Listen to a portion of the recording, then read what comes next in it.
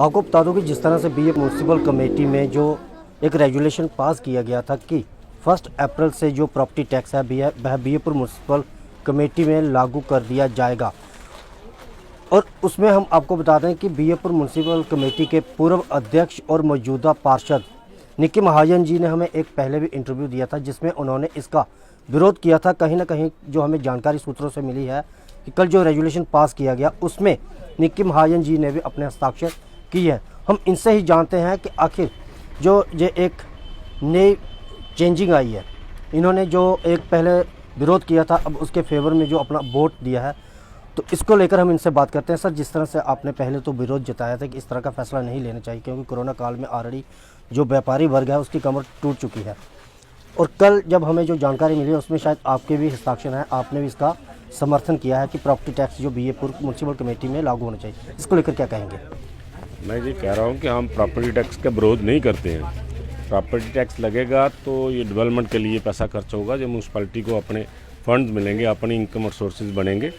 लेकिन उसके साथ साथ ये मेरा पहले भी मैंने आपको कहा था कि मेरा ये मानना है कि ये अप्रोप्रिएटिव टाइम नहीं है प्रॉपर्टी टैक्स लगाने का, क्योंकि पहले लोगों को जीएसटी की मार पड़ी व्यापारियों को, उसके बाद कोविड की 2 साल मार पड़ी और लोग उससे आज तक उभर नहीं सके हैं।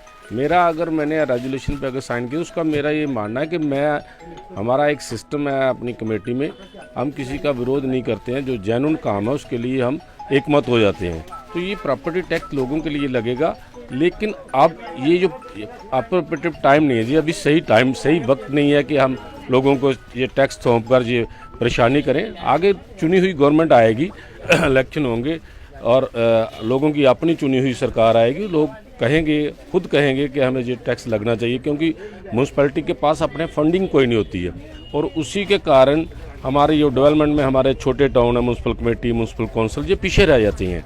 तो इसलिए मैंने ये हस्ताक्षर करने का मतलब यही था कि ये एक अच्छी शुरुआत है, लेकिन टाइम गलत है, इसका समय गलत है, इसका लागू होना गलत समय पे लागू हो रहा है। इसको 1-2 साल के बाद जब इलेक्शन हो जाती है, एक चुनी हुई लोगों की अपनी गवर्नमेंट सरकार आती, लोगों से द्वारा चुनी हुई गवर्नमेंट आती, वो लगाती इसको, तो इसको लोगों को समझाती और लोगों को पहले अवेयर करती, लगाने से पहले लोगों को प्रॉपर अवेयर करते कि इसका क्या फ़ायदा और क्या नुकसान होने वाला है। लोग समझ जाते, लोग इससे पहले अवेयर हो जाते और फिर लोगों को कोई परेशानी नहीं आती, कोई विरोध नहीं करता, कुछ नहीं होता। और ये पैसा डायरेक्ट म्यूनसिपैलिटियों को आना, डायरेक्ट म्यूनसिपल कमेटी को आना, म्यूनसिपल काउंसिल को लाना, और हमने ही जो चुने हुए नुमाइंदे आएंगे म्यूनसिपल कमेटी के आगे वाली गवर्नमेंट में, तो वो अपने ढंग से इस टाउन को डेवलप करेंगे।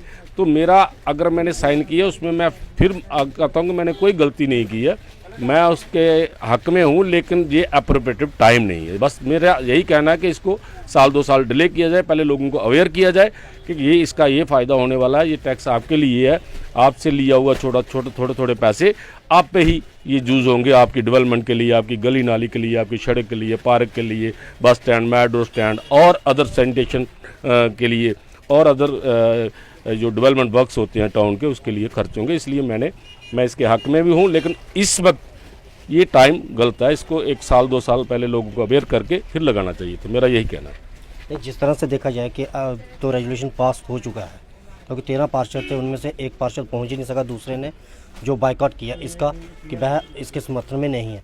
क्या बीजेपुर की जनता इसको कबूल करेगी? अब नहीं करेगी। अभी बीजेपुर की जनता का हमने हाथों हाथ अपने अपने वार्ड में ये चर्चा की है। जैसे हमें डीसी मैम ने बुलाया था सांबा में डीसी हेडक्वार्टर में, तो उनसे जब उन्होंने बात की कि आप लोगों को अवेयर करो, हम लोगों से मिले हैं, मतलब लोग कहते हैं कि अभी हम टैक्स किसी किस्म का कोई टैक्स नहीं देंगे, हम इसका विरोध करेंगे, कोई लेने भी आएगा हम नहीं देंगे, क्या करेंगे, डंडों से ले लेंगे हमसे, गवर्नमेंट हमें डंडों से मारेगी और टैक्स लेगी।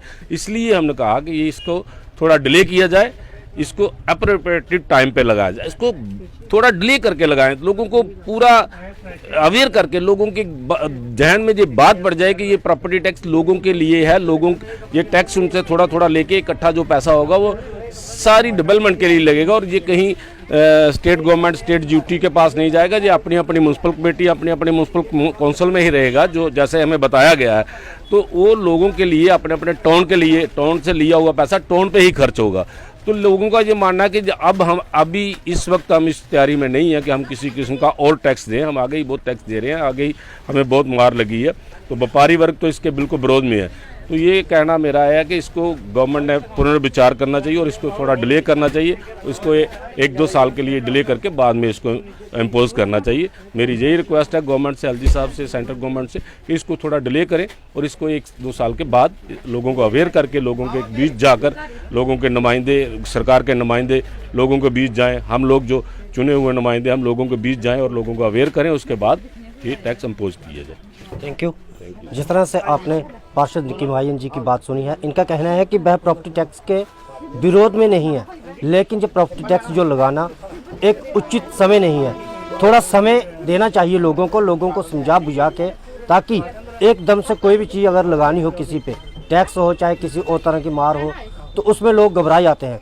लोगों को समय दीजिए, उनको समझाइए कि ये कोई बड़ी आफत नहीं है आपके लिए। जिस तरह से आप अपने फ़ोन का रिचार्ज करवाते हैं, उसी तरह से ये एक प्रॉपर्टी टैक्स है सालाना जो आपको देना पड़ेगा, और इसके बदले में आपको जो है एक फैसिलिटी भी दी जाएगी। इनका साफ साफ ये कहना था। बाकी आप लोग भी कमेंट बॉक्स में अपनी राय जरूर रखें। बाकी देखते रहें दैनिक सवेरा समाचार। मुझे और मेरे सहयोगी को दे इजाज़त।